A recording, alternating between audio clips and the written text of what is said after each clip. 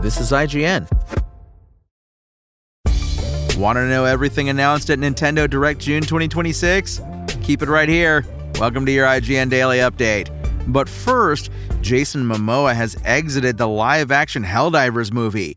Deadline reported that the Game of Thrones alum is no longer attached to the video game to movie adaptation. The casting change was corroborated by The Hollywood Reporter, which will send Sony on the hunt to find a replacement as it dives toward its previously announced release date of November 10, 2027. Why Momoa decided to depart the Helldivers movie is unclear. It's a shakeup that delivers quite the setback for the Sony film, which Deadline says is, quote, still very much alive. And Spider-Man fans have spotted filming taking place in London this week, though it's not yet clear exactly what it's for. Videos taken by numerous onlookers show Spidey suspended from wires over a smoky scene, then landing on top of a partially crushed car that's half buried in rubble.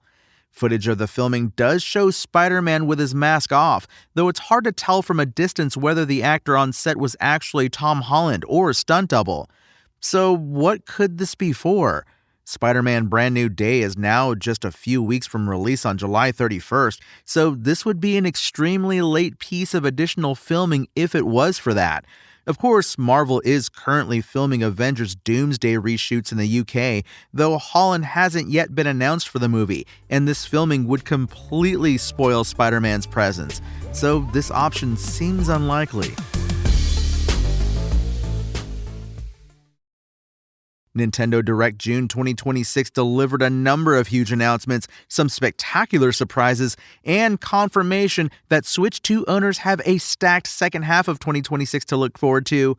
The biggest announcement came at the end, when Nintendo finally confirmed the Ocarina of Time remake that had been heavily rumored.